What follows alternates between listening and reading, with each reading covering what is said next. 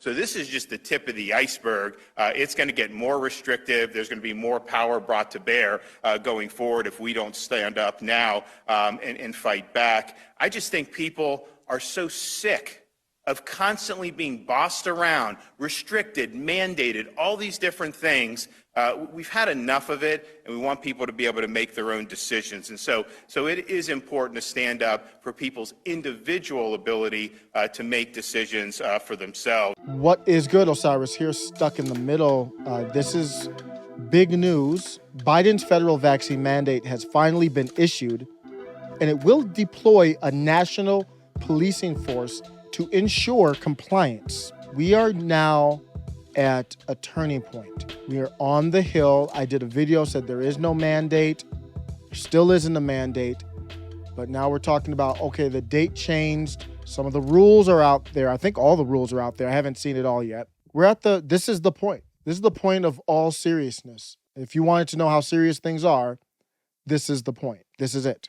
Yes, that's the fucking hill worth dying on. It always was. They're willing to fund a police force. They had to fund a police force because a mandate is not law. So who's going to enforce it? The same executive branch that's doing an unconstitutional law is employing an executive branch army or police force to enforce it. Do you see where we are? We are trying to get to where Australia is, and nobody's doing anything about it. Well, there's some people who are, but not what we need to do. There was a letter the attorney generals of 24 states write in opposition to your attempt to mandate the vaccine of private citizens. And I'm just going to skip through, just do some highlights, then a takeaway.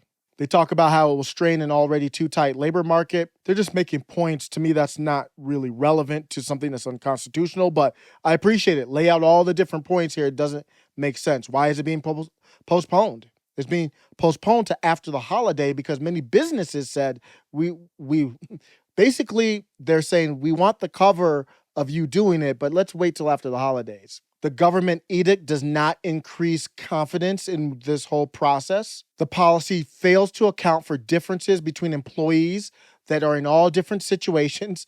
They're going to be mandating you working at home on a Zoom call and hide behind the emergency health. Oh, and by the way, the edict is illegal. You propose to enforce your mandate through the very rarely used emergency temporary standard provision in the OSHA Act. According to a Congressional Research Service, the department has attempted to adopt an emergency temporary standard only one other time, and wait for when that one other time since 1983 it was June of this year and is being challenged. Courts are skeptical because the law demands it. When you look at the verbiage in OSHA, it's done for substance agent hazard. It's really more for work-related hazards, not like hazards you would encounter in everyday life. What kind of interpretation is that? That means OSHA can do damn near anything. And they're doing this under an emergency use. What's the emergency? Tell me what the emergency is. I want to know, lay that out for me. The AG's letter says, simply because they work in a business of a certain size, hardly seems necessary to meet any such danger. Explain that, please. I'm not making any statements here. I want things to be explained. None of this makes sense to me. I need help understanding. So it's good to see that letter, and I will link that letter below to read the whole thing. I think it's worth reading. But my takeaway is the legislative branch is supposed to be the branch of government to say, no, Mr. President, that's not what we do. And the only way that would ever happen now in nowadays times is if the branch party, the majority of the legislative branch is a different party of the president. Otherwise, if that's not how it was supposed to, that's not how it was supposed to go, but that's how it's going. I will give a shout out to everyone who's challenging this in the court system. You fully have my support. Shout out to the Daily Wire. Great to see them do that. But ultimately, this is the last straw. Our federal government needs to be abolished. This whole thing needs to be decentralized. For our government to even think that this was a possibility, for our government to even think that this makes sense, and then on top of that, for the legislative branch to be like, oh no, don't look at me.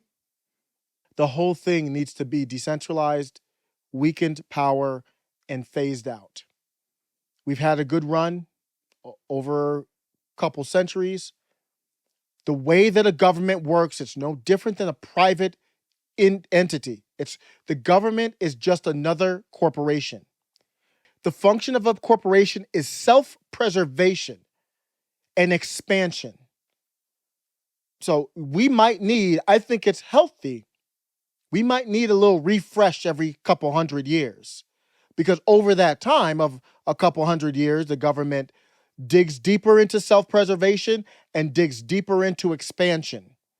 Until now, you can't get a job without getting a needle.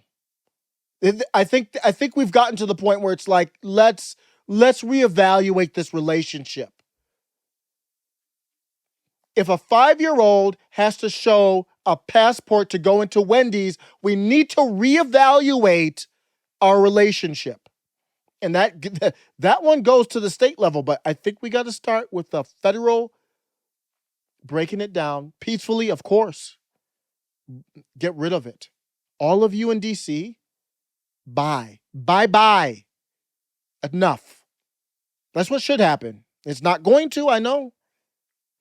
But I'm going to leave you out with young Eric July. He says it better than I do. Take care. Legitimacy, perceived legitimacy that they give the federal government, an institution that, again, a bunch of people that claim to represent you go set up shop and vote and do all kinds of dumb shit and sending your kids off the ward, and they start ducking and dodging in the event that people go kick their feet up on Nancy Pelosi's desk.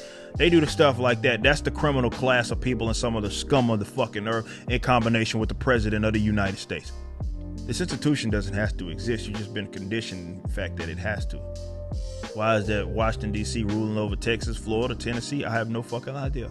Well, I know why, but you get what it is that I'm saying. The point is, it doesn't have to be that way.